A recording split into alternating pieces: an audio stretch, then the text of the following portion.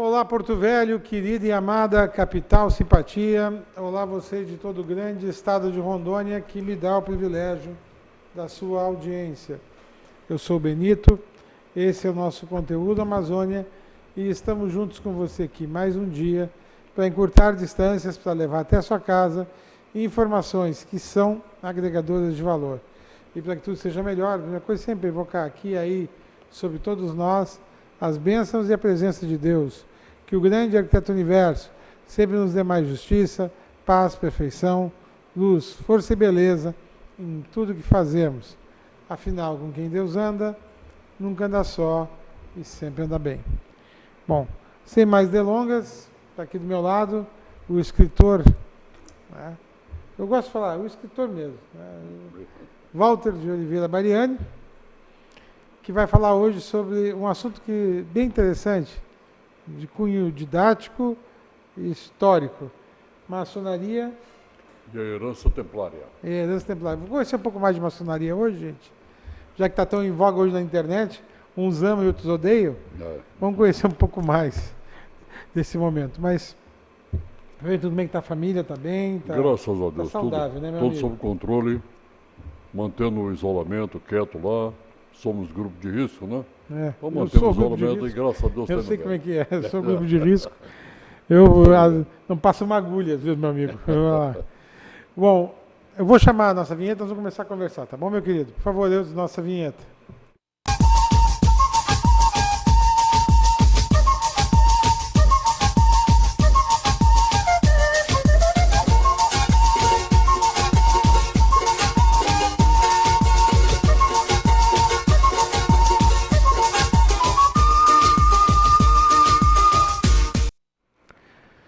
Mariane, vamos começar, antes de nós chegar na maçonaria e herança templária, podemos só fazer uns comentários?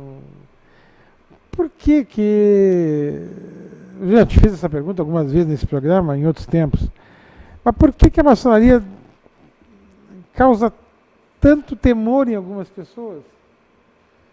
Tu vê que aí bota a foto do vice-presidente, bota o Jair Bolsonaro como maçom, que ele não é, né? Não é. Não tem jeito. Agora o Mandetta é. O Mandetta realmente é. Pelas fotos que eu vi, ele é mesmo. Mandetta, o Mourão, né? É o Mourão. Mas não bota para dizer que isso é bom. Bota para dizer que é para esculhambar. Exatamente. Para esculhambar o cidadão. Mas por que isso? O que a maçonaria fez para essas pessoas, meu Deus? Pois é. Há toda uma história que... É interessante a história. A história vem, ela mostra direitinho o que aconteceu, né? Por mais que as pessoas, que as instituições queiram torcer a verdade, mais dia, menos dias, a história vem e coloca tudo em prato limpo.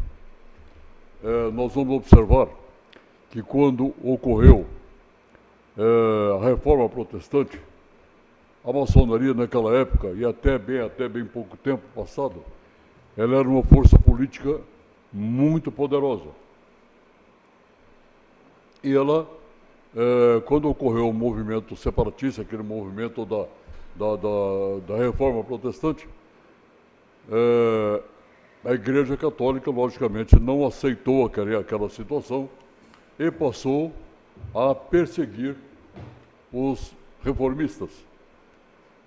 E a única, vamos chamá-la de instituição, apesar de nunca ter sido instituída, mas a única instituição que literalmente abriu suas portas e abrigou os reformistas, protegendo contra o clero católico, foi a maçonaria. Isso explicaçou o ódio da igreja contra os maçons. E isso vem trabalhando desde esses anos todos. Nós temos aí, que nós vamos falar rapidamente hoje sobre os templários, que dentro foi encontrado, junto à comanderia templária, a imagem do Bafomé, e aí criou-se aquela ideia que o Bafomé seria a representação do diabo, e como com o correr dos tempos houve uma ligação histórica entre os templários e a maçonaria, isso tudo acabou juntando aí, criando esse mito do bode na maçonaria, e que a maçonaria prejudica a igreja, que a maçonaria ela é um poder paralelo, coloca a maçonaria até como promotora da nova ordem social, essa que vem trazendo aí um caos total a toda a sociedade. são apenas colocações que surgem durante o transcorrer da vida da humanidade, porque tudo aquilo que nós não compreendemos, tudo aquilo que o ser humano não consegue captar a sua essência, provoca medo, provoca temor. E o temor, a pior coisa do temor é exatamente a invencionice, é exatamente a porta de escape, é inventar algo para justificar o temor. E aí veio o que aconteceu com a maçonaria. O medo pela maçonaria fez com que criassem mitos e mais histórias absurdas que vêm ao longo dos séculos tentando prejudicar a ordem, mas não conseguem. Perfeito. Deixa eu só apresentar o Alisson, que está aqui conosco. Né? Hoje ele tem algumas dúvidas sobre maçonaria que ele vai também tirar, tá, no programa. Esse menino, ele é um bom menino, esse rapaz. Tá? Ele é um facilitador dos meus. A gente agora não está mais podendo encher a mesa como a gente enchia antes, nesse período de quarentena. Então a gente está fazendo um rodízio, né? Teve uns dias aí que foi o professor, outros dias foi a Thaís, hoje é o Alisson. Então, também aqui nós vamos dar continuidade já nesse questionamento. Alisson, saúde o nosso entrevistado, professor Bariani, doutor, na verdade, escritor Bariani, tá? Ele não deixa de ser um professor também. É verdade, tá? Né? E saúde à população e pode fazer suas considerações iniciais. Quero agradecer a oportunidade de estar aqui hoje com vocês, né, para poder comentar um assunto tão importante, que é justamente essas dúvidas que ficam em torno da maçonaria, né? Como ele mesmo disse, existem muitas coisas que foram criadas ao longo do tempo, muitos mitos, muitas coisas que foram criadas ao longo do tempo, e nós estamos aqui hoje para perguntar, para esclarecer e para poder extrair o máximo do professor aqui. Obrigado, professor, por estar aqui hoje. Obrigado, Benito, pela oportunidade. Perfeito. Eu já vou te dar vazão a algumas perguntas. Então, concluindo essa parte só você falou em Baphomet, que na verdade nada mais é do que também a representação da sabedoria. Da sabedoria. A sabedoria não tem sexo, né? Ela parte do... Eu vou só fazer alguns comentários. Parte do animal para o espiritual. Exato. Né? Então, o bode, que é a cabeça do Baphomet, representa também uma estrela, né? É um dos únicos animais que dá para fazer eu acho que dá para fazer um desenho. Exato, de uma estrela. Mas melhor que eu é você para explicar essas coisas, mas graças a Deus eu não preciso explicar nada aqui. Você é muito mais sábio do que eu para esses assuntos. Não, nada disso. Bom, agora, já que ele está aqui rapidamente, antes de nós entrarmos no assunto primordial, você tem alguma dúvida, você, enquanto leigo no assunto, sobre maçonaria? Você está com autoridade aqui do nosso lado, de um conhecimento, um escritor maçônico, mais... De quantos livros já? 14. 14 livros. Meu Deus. Fica até meio com vergonha de fazer uma pergunta boba, né? Não, mas a ideia é essa, porque o seu conhecimento é geral. Não há pergunta boba, não existe. Então, surge em volta da maçonaria, diz que todo maçom tem que ter uma religião, né? Que a pessoa não pode ser ateísta, né? Ou isso é verdade, isso é mentira? É verdade. E aí por quê? Porque o maçom, ele acredita num poder superior que de tudo aquilo que sempre existiu, existe e existirá. Essa força superior, que normalmente nós chamamos de Deus, Jeová, Tupã, Manitou, para o maçom é o grande arquiteto do universo. É a universalidade de Deus, o nome de Deus para o maçom. Fora da maçonaria, Benito ele é judeu. Então, logicamente, é Jeová. Eu que sou cristão é Deus. E assim por diante. Mas dentro da maçonaria não existe nem Jeová, nem Deus, nem nada. Existe o grande arquiteto do universo. A gente botou um apelido que é para resumir, tá? E sobre a questão dos graus, né? Uhum. É o grau 33,5 que o pessoal fala, que é tanta... Eu não conheço. Esse meio grau Pois é, isso eu não entendi. É uma coisa que o pessoal... Tá, 33 tá... Diz que é o 33,5 é o grau máximo, é o último. Não, depende do rito. A maçonaria, ela funciona por ritos. Assim como também a Igreja Católica Apostólica Romana também funciona. É o rito maronita, é o rito isso. Assim também a maçonaria. Ela funciona por ritos. E cada rito tem a sua escala de graus. O mais praticado no Brasil, e um dos mais praticados no mundo, é o rito escocês antigo e aceito. Né? O rito tem 33 graus. É o topo máximo, é o grau 33. O que é fundamental? Que nós entendamos que todos os graus do 1 ao 33, cada um deles representa etapas a serem cumpridas, como se fossem degraus a serem galgados gradativamente. Né? E todos eles têm um acendrado valor filosófico muito profundo. Todos eles. E retrata o dia a dia da própria humanidade. O que a maçonaria faz? Ela pega a parcela da humanidade que apareceu ao longo de toda a história, e coloca essas parcelas da humanidade de uma forma didática para ser estudada pelo maçom através de símbolos e alegorias. Então nós vamos do 1 ao 33 galgando degrau a degrau, mas isso não quer dizer que chegou lá no último grau, 33, é o suprassumo. Não. É aí que começa o estudo. É aí que começa a verdadeira responsabilidade do maçom. É quando, primeiro, ele atinge o mestrado, que é o grau 3. Segundo, a plenitude dele para valer mesmo, em termos de conhecimento, ele jamais alcança, porque o conhecimento não tem barreiras. Não é? Mas com o grau 33, o campo é aberto para ele com muito mais facilidade do que se ele permanecesse lá no grau 3. Sim. Então essa é a função dos graus. Entendi. Muito bom. É? Interessante. É muito assunto para um programa só, né, Benito? Aí voltando para a maçonaria templária, por favor. Os templários. Assim, é um ponto importante isso aí. Porque ontem nós fizemos uma live para todo o estado, até para fora do estado também, pela Dá grande para dizer loja. que é pelo mundo todo, né? Porque hoje em dia a live ela pode ser feita para o mundo todo, né? Mas agora ela está funcionando através de senha, né? De a pessoa, plataformas. para acessar, ela tem que ter uma senha, porque houve aí invasões de hackers na Zoom e muitos assuntos foram permeabilizados aí indistintamente para muitas pessoas. Então, a Zoom colocou as senhas, que aquele grupo que vai participar tem que ter aquela senha, senão não consegue participar. Mas tivemos aí irmãos maçons de fora do estado, Fortaleza, São Paulo, que participaram. Um grande problema quando nós falamos em maçonaria, as perguntas logo querem saber, mas como é que surgiu? Onde surgiu? Como surgiu? Quem? Por obra de quem a maçonaria surgiu? E aí vem o grande ponto de interrogação, porque é obscuro. Como a maçonaria surgiu, de onde surgiu, ou quem foram os promotores disso, não há registro nenhum. Por quê? Porque ela veio se formando ao longo dos séculos, herdeira que é de todas as correntes do pensamento positivo. De todas as correntes iniciáticas, a maçonaria é herdeira universal.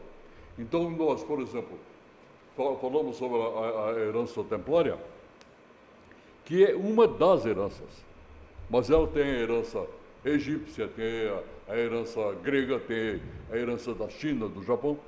Onde quer que haja, onde quer que se situe um pensamento positivo, um pensamento iniciático, um pensamento filosófico, a maçonaria é sua herdeira.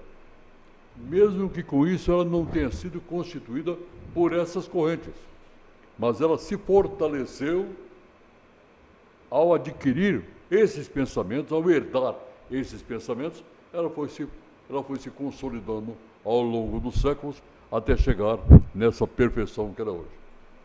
Nós podemos dizer, citando Saldanha Marinho, Saldanha Marinho foi grão-mestre do grande evento do Vale dos Beneditinos, lá em 1863.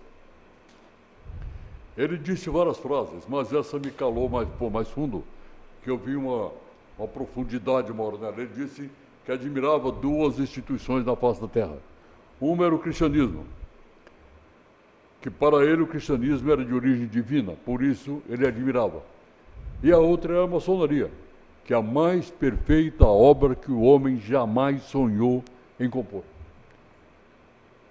Não vamos entrar no debate sobre o cristianismo, porque nós temos aí sérias restrições do cristianismo que chegou em 325 em Nicéia e o que saiu do concílio de Nicéia em 325. Chegou um cristianismo e saiu outro. Então nós temos que discutir isso aí. Mas não agora, que aqui não é o, aqui até seria o fórum, mas não é esse o tema de hoje.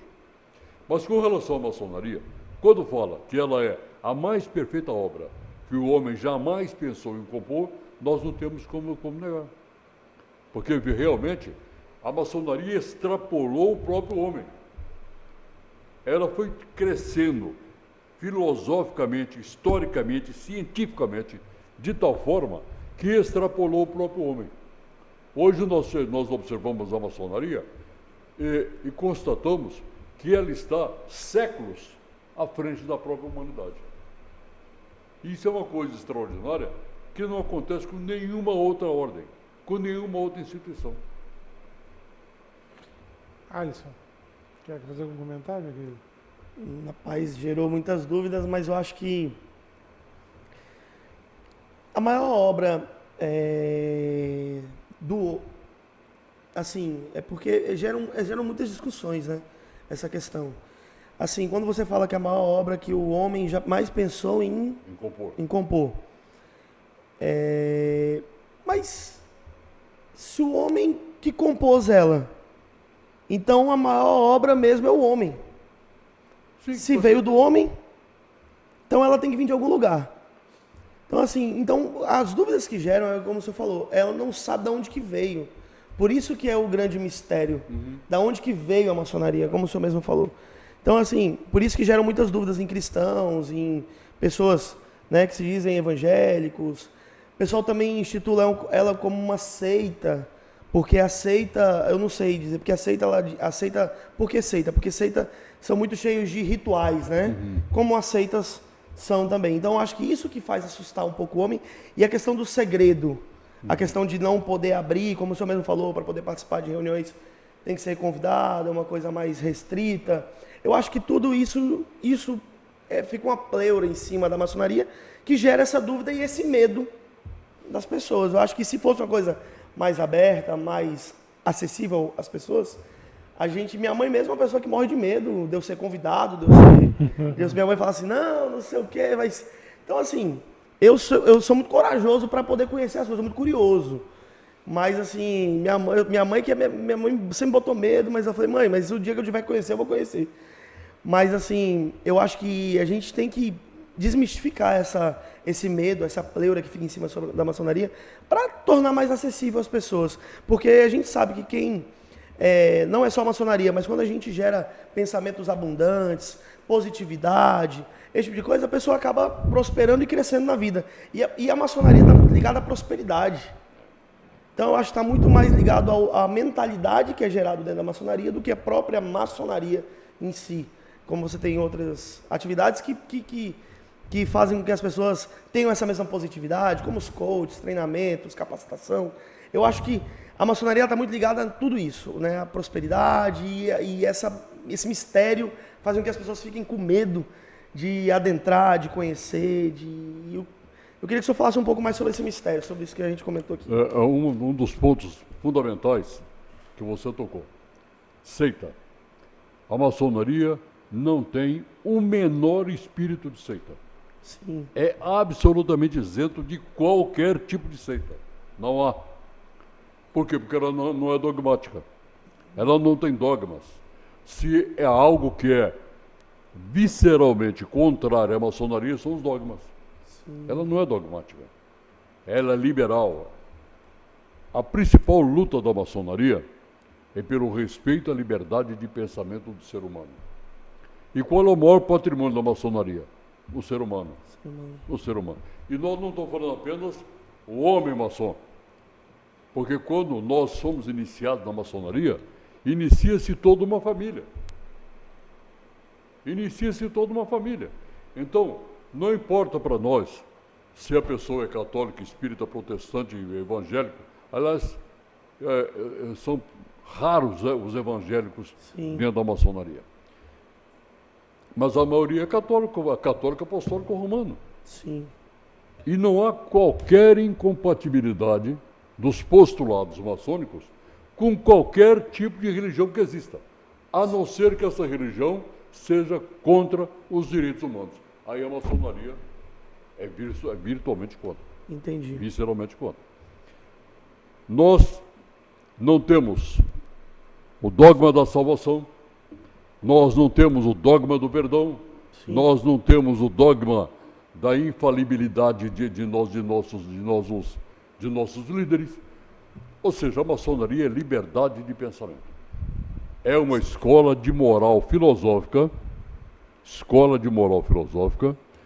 cujos ensinamentos, cujos postulados são passados ao maçom através de símbolos e alegorias para que ele aprenda, ao desvendá-los, desvende a si mesmo.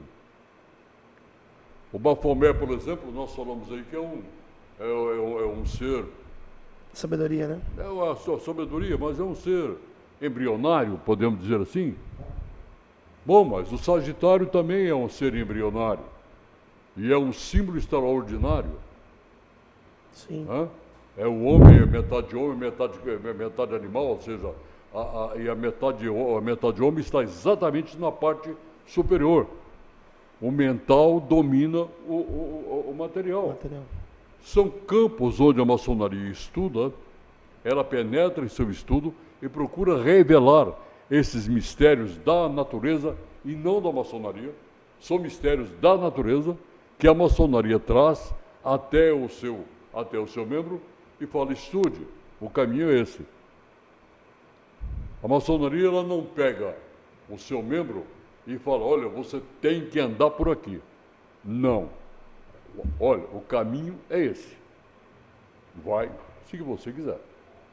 Não força ninguém. Esclarecedor. Não força ninguém. Nós temos, aqui tem 2 maçons, todos 2 grau 33. Eu sou cristão espírita e ele é judeu. E somos irmãos, divergimos politicamente. Ui, bom. E muito. Mas, agora deu uma melhoradinha, tá? Tô mais no meio agora. Tá mais no meio agora. Tô mais no meio agora. mas de qualquer maneira, mesmo até a divergência política que possamos ter, não interfere na nossa irmandade, não interfere na nossa no carinho, na Isso é bonito. E isso é fundamental. E é um dos grandes trunfos da maçonaria, é aquilo que o Cristo ensinou, que há 2000 anos ele ensinou, e que a humanidade até hoje se escandaliza. Sabe por quê? Alisson, né? Isso. Alisson, sabe por quê, Alisson? Que a doutrina do Cristo foi tão revolucionária, 2000 anos se passaram e a humanidade não entendeu ainda a doutrina do Cristo. Porque ela é absolutamente, me permita, escandalosamente moderna. Isso é verdade, eu concordo. Escandalosamente moderna. Concordo com o senhor nessa parte. Comento muito esses assuntos com a minha esposa. Eu falo que Cristo, Jesus, quando veio à Terra, ele não veio pregar religião. Ele veio pregar mesmo a fraternidade, a irmandade, a amizade, o amor entre as pessoas, independente de sexo, religião e raça, cor. Exatamente. E isso assustou naquela época, foi isso. Sim, com certeza. Isso que o senhor falou é verdade, Com assusta. certeza. Assusta. Feliz de ter esses Continua esclarecimentos. assustando até hoje, Alisson. Continua, né? Assustando. As nossas religiões mais ortodoxas, elas preferem continuar lá com Abraão, Isaac e Jacó, do que com esse judeu tão moderno que é o Cristo. É verdade. Porque choca. Choca mesmo. Né? Agora, deu de maçonaria, porque eu tenho que chamar o intervalo. Nós vamos ter pouquíssimos minutos a falar dos ostamizados, Ok. que faz aniversário agora no dia 21, né? Dia 20. 20. Então, jogo rápido, é no lar. Outro carro.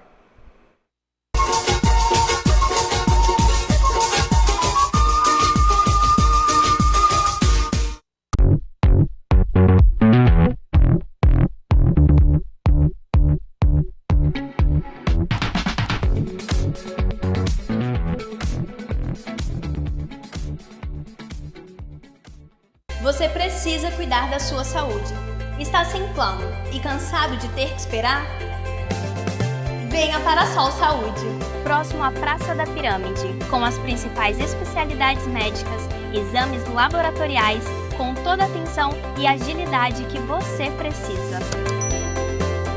Afinal, saúde é coisa séria, não é mesmo? Sol Saúde, atendimento popular para toda a família. 3213 0163.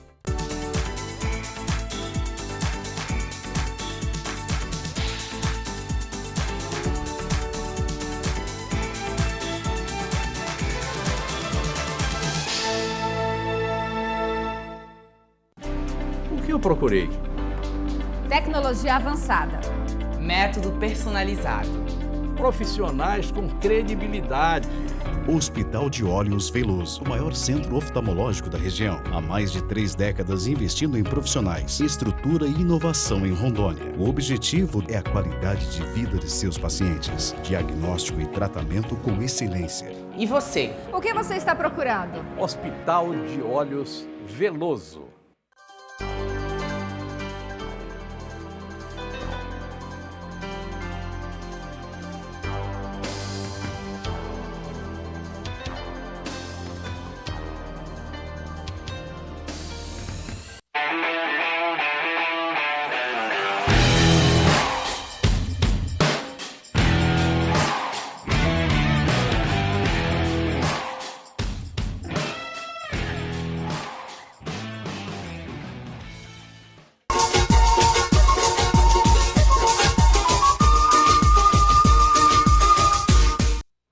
Walter Bariani, meu amigo, meu querido, como é que está a Associação dos Ostomizados? Ô, Benito, você me fez uma pergunta que eu agradeço muito essa oportunidade. A Associação Rondoniense de Ostomizados, que eu fundei no dia 20 de abril de 2006, portanto agora, dia 20, completaram 14 anos de existência, está passando por uma fase muito difícil. Porque nós conseguimos várias conquistas sociais. Nós conseguimos colocar junto ao governo do Estado o atendimento ao ostomizado, o atendimento de bolsas coletoras, de equipamentos e de insumos e muita coisa, e inclusive o atendimento por uma pessoa especializada em ostomoterapia, que é a enfermeira Maria Borges. Então hoje, o estomoterapeuta tem a sua disposição, ostomizado tem à sua disposição tudo que ele necessitar para a sua vida normal, praticamente normal. Então não há mais interesse em lutar pela associação. Não tem interesse. Então fica a associação, eu sozinho, como sempre sozinho, lutando com o governo do Estado, lutando com distribuidoras, lutando com o comércio, para ver se mantém o estoque, se mantém o trabalho que está sendo feito, e por parte dos ostomizados não há a menor resposta.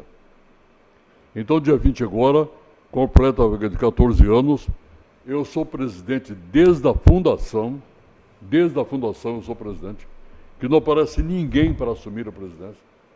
Tá? Mas agora chegamos num ponto em que eu fiz agora uma convocação pelo grupo, que passando esse problema do Covid aí, passando esse problema do viral, farei uma convocação de reunião para a eleição da nova diretoria. Se ninguém comparecer, se não houver a disposição dos ostomizados em lutar, em brigar, em trabalhar pelo seu próprio direito, eu com certeza sozinho não vou dar conta mais. Estou com 77 anos, eu tenho muito trabalho, eu não descanso, eu trabalho o dia inteiro. Eu não tenho mais tempo para ficar dedicado, para correr atrás de coisas por pessoas que não dão a mínima satisfação para o trabalho que foi feito. É um desabafo? Que seja um desabafo. Mas, se não ocorrer um aporte de pessoas não queremos dinheiro, não. Nós queremos pessoas para trabalhar pelos seus próprios direitos.